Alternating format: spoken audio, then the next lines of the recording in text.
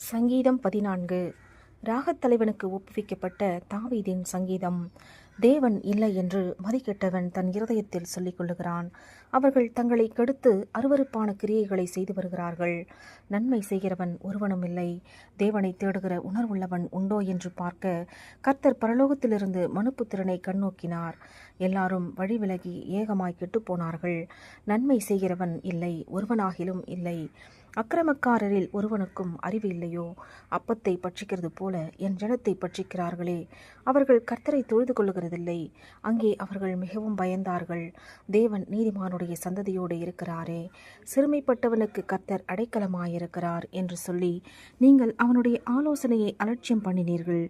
சீயோனிலிருந்து இஸ்ரவேலுக்கு ரட்சிப்பு வருவதாக. கர்த்தர் தம்முடைய ஜனத்தின் சிறையிருப்பை திருப்பும் போது யாக்கோபுக்கு களிப்பும் இஸ்ரவேலுக்கு மகிழ்ச்சியும் உண்டாகும். ஆமேன்.